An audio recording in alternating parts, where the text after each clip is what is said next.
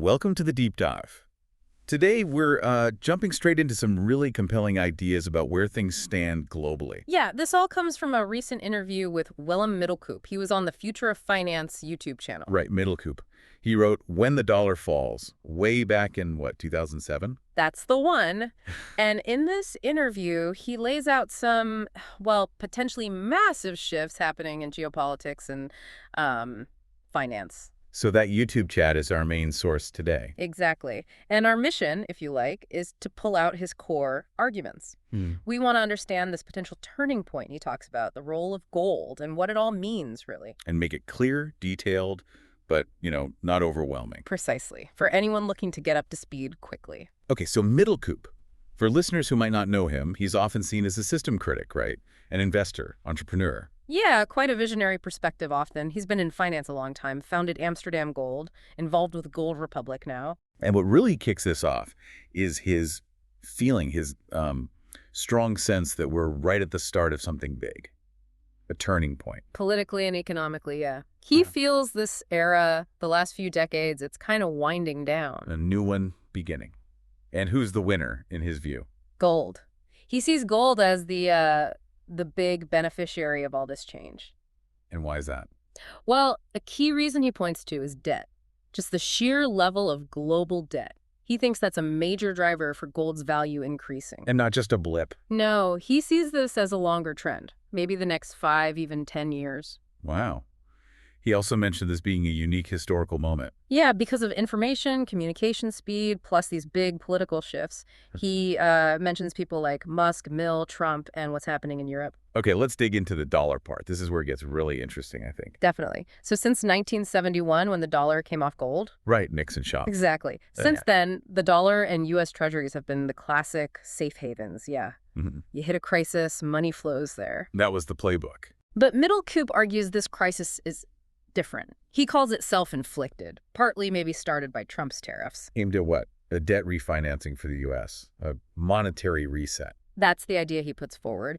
And crucially, something's changed recently in how investors are reacting. Oh? Instead of flowing into the dollar and treasuries, money has started flowing out. Which means interest rates go up. Bingo. He mentioned rates jumping from 4.5% to 4.9% in just 1 week. That's a significant move. It suggests, a real shift in confidence. Less confidence in the old safe havens. Potentially, yes. And in that environment, what stands out? Gold. It's been seeing pretty big daily price increases, the last man standing, as he puts it. So thinking short term, like the next 6 months or so, what does he expect? He keeps coming back to this idea of a trend break, something different from the last 50 years. Okay. And he notes there seems to be a growing consensus, even among macro strategists, that the dollar's likely to keep falling. And everything bubble, all those high asset prices. He thinks rising interest rates might be the pin for that bubble. So we could see tech stocks, maybe the broader markets, take a hit. So more crisis ahead in the immediate term. That's his expectation, yeah. That things might get worse before they get better. He mentioned a political angle, too, with Trump. He suggested Trump might actually, not mind a crisis to blame on Biden before maybe stepping in with stimulus later.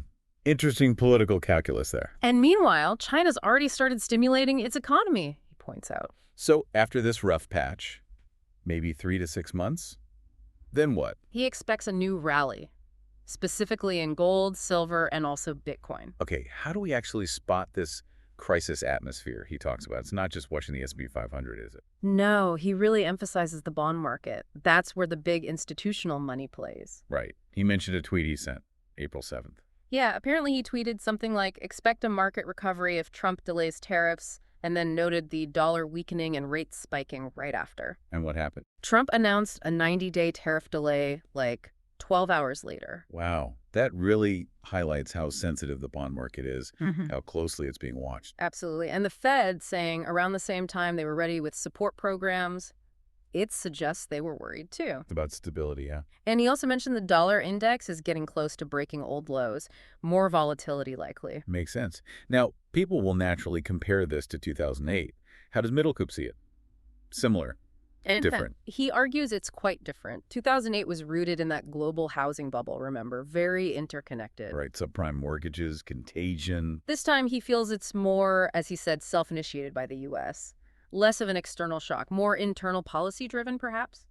So if the U.S. changed its policies, could the immediate crisis ease? Potentially, yes, the immediate pressure might lessen. But he points out there are these bigger geopolitical things going on, too. Which brings us to China. The China factor, exactly. Middlecoop believes the U.S. is basically gearing up for a major confrontation with China. He connected this to the Wolfowitz Doctrine. Yeah, that post-Cold War idea that the U.S. should prevent any other power from rising to challenge its dominance. And China's rise, plus the BRICS nations trying to build this parallel system away from the dollar. That's the core tension. That's how he frames it. China getting stronger, BRICS working on alternatives. And Trump's threat of massive tariffs on BRICS nations. Over 100%. Middlecoop called that an all-or-nothing gamble, a huge risk for the whole global economy. Understandable maybe from a U.S. strategic view, but very high stakes. Okay, so stepping back, what does all this mean for, individuals? And specifically for gold? Well, unsurprisingly, he thinks these trends are very good news for Gold Republic, his company. Makes sense.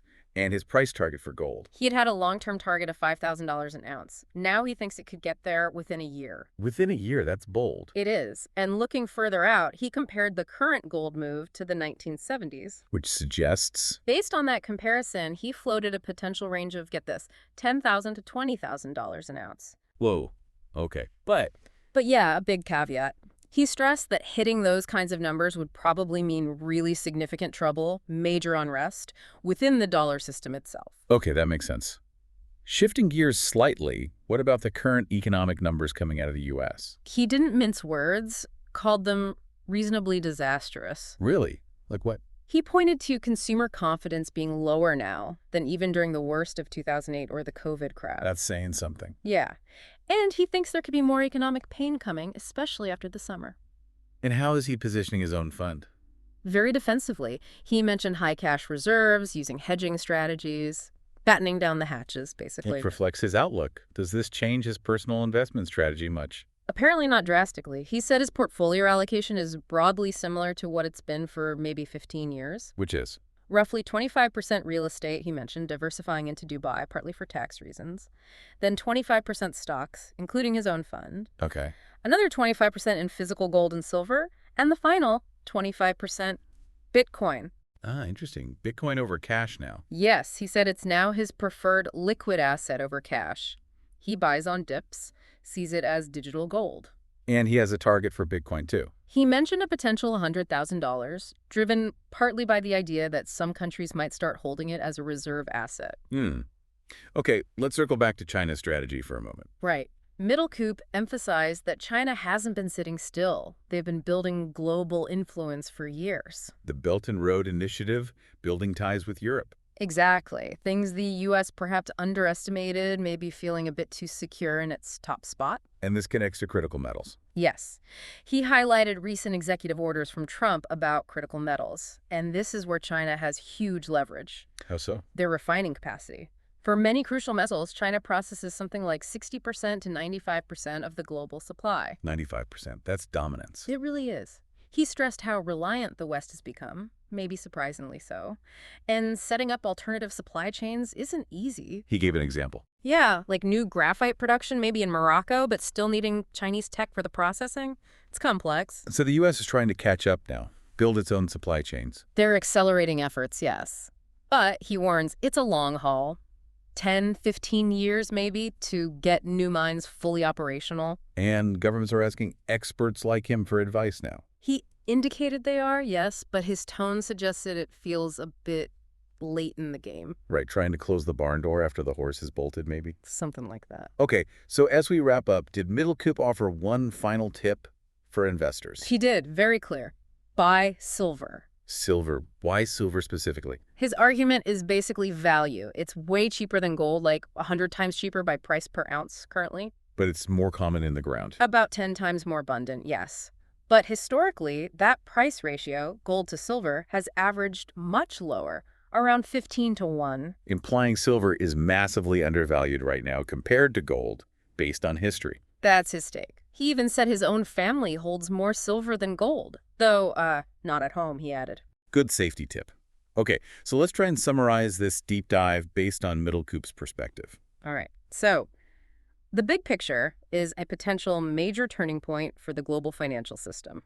Geopolitics, high debt levels driving it, Gold is seen as a primary winner in this scenario. while the dollar's long reign faces serious challenges. Expect short-term economic turbulence, maybe even a deeper crisis. Before potential stimulus kicks in down the line, leading perhaps to another rally in certain assets. And the whole U.S.-China dynamic, especially around critical resources, is absolutely central. Vital to watch. And finally, that strong recommendation for silver as potentially very undervalued. Right. We hope this walkthrough has given you a solid grasp of these complex ideas, some real food for thought without drowning you in data. Hopefully some useful insights there. And just to leave you with something to chew on, thinking about that historical gold-silver ratio and also the potential for rising industrial demand for silver, which we didn't get deep into from this source, but it connects to the critical metals theme. Could there be overlooked opportunities in silver beyond just seeing it as poor man's gold or a simple safe haven? Something to consider as you navigate what certainly seem like interesting times ahead.